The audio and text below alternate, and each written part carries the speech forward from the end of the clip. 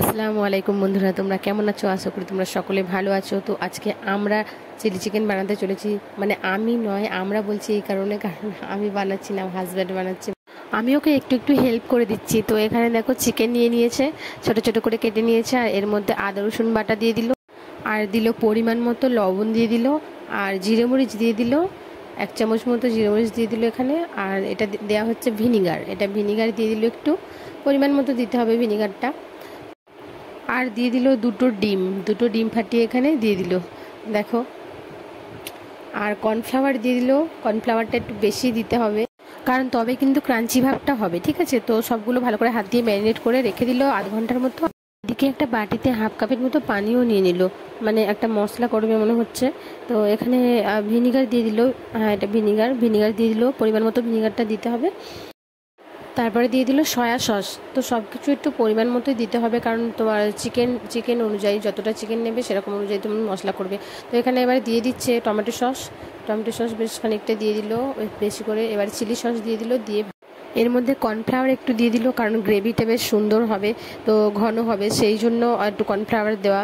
এবার ভালো করে গুলে নিয়ে একদিকে রেখে দিতে হবে। তো এদিকে ফ্রাইং প্যানটাও চাপিয়ে দিল, ফ্রাইং প্যানের মধ্যে ও তেল দিয়ে দিচ্ছে, সাদা তেল দিচ্ছে, সাদা তেলে ভাজা হবে। তো দেখো তেল গরম হয়েছে, তো চিকেনগুলো একটা একটা করে দিয়ে দিচ্ছে। এদিকে আবার আয়তান এসে পড়েছে, সে আবার এসে চিকেন রান্না করবে বলে মাথা খারাপ করছে, ও নিজে রান্না করবে বলছে। চলে আয়, কোলে কোলে চলে আয়। কেমন?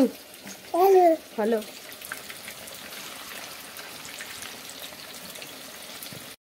তো বন্ধুরা দেখো, এদিকে চিকেনটা ভাজা হয়ে গিয়েছে, আর চিকেনটা হেভি সুন্দর কালার এসেছে।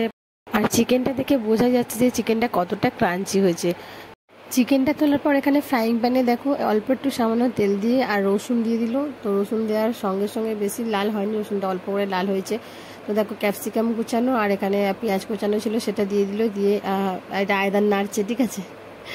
আয়দান নাড়বে বলে মাথা খারাপ করছে, তো আয়দান নাড়ছে হালকা করে। তো নাড়াচাড়ার পরে পরিমাণ মতো লবণ অ্যাড করলো। এখানে পেঁয়াজ ক্যাপসিকামগুলোকে কিন্তু ভালো করে না ভাজলেও হবে, একটু হালকা আঁচিয়ে মতন নিতে হবে। আগে থেকেও টমেটো সস, সয়া সস আর গুঁড়ো মশলা দিয়ে যে একটা লিকুইড মশলা মতো বানিয়ে রেখেছিল, তো সেটাই ও এখানে কড়াইয়ের মধ্যে দিয়ে দিল। এখানে আরও একটা জিনিসও দিয়েছে, কিন্তু আমি ওটা বলতে ভুলে গেছি। কি বলতে পারবে বন্ধুরা? আমি বলে দিচ্ছি, ওটা চিলি ছিল, ঠিক আছে? তো বন্ধুরা এখানে চিলি চিকেন হচ্ছে, আর এখানে চিলি না দিলে হয়, তো আমি ওটা স্কিপ করেছিলাম। গ্রেভিটা ফুটে ফুটে একটু ঘন মতো হয়ে এলে তখন ওই ভাজা চিকেনগুলো ওর মধ্যে দিয়ে ভালো করে নাড়াচাড়া করে নিয়ে 5 মিনিট মতো, বেশি নয় 5 মিনিট মতো রেখে দিলে দেখো তোমাদের কিন্তু চিলি চিকেনটা রেডি হয়ে যাবে। দেখো খুব সুন্দর কিন্তু চিলি চিকেনটা বানিয়েছো, আর ক্রেডিটটা ওরই, ঠিক আছে? আমার নয়। তো বন্ধুরা একটা লাইক করে চ্যানেলটাকে সাবস্ক্রাইব করে দিয়ে পাশে থেকে